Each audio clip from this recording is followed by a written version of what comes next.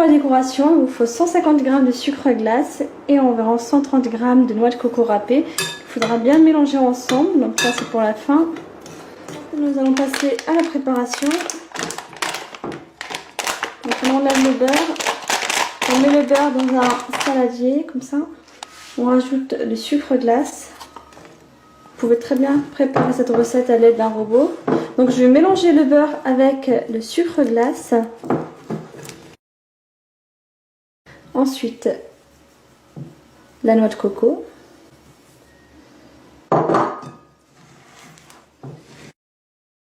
La vanille. L'huile de tournesol. Et là, il faudra bien mélanger un petit moment.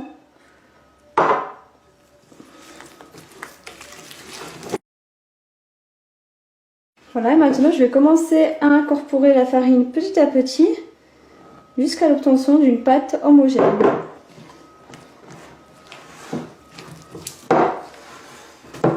Donc là je travaille avec la spatule et ensuite je travaillerai avec la main.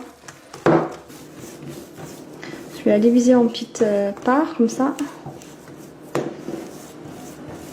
Voilà, ensuite on va les rouler sur le plan de travail. Si la pâte colle contre le plan de travail, vous pouvez très bien le fariner un peu. Voilà, donc pas trop non plus, on va juste essayer de lui donner la forme d'un bâton. Ensuite, on découpe les pâtes.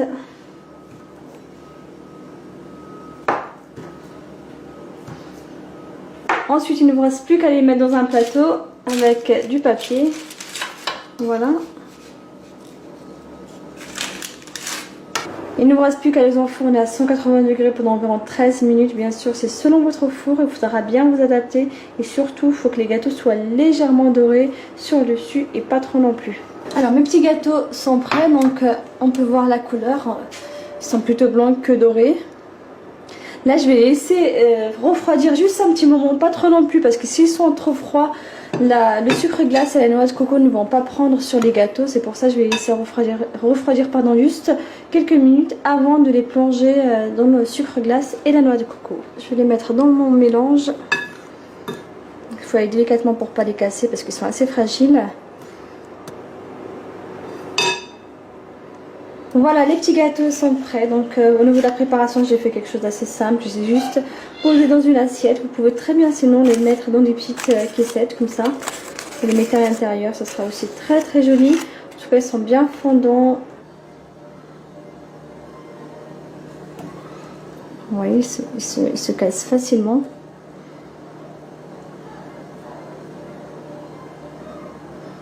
Ils sont vraiment très très bons et c'est à refaire à la maison.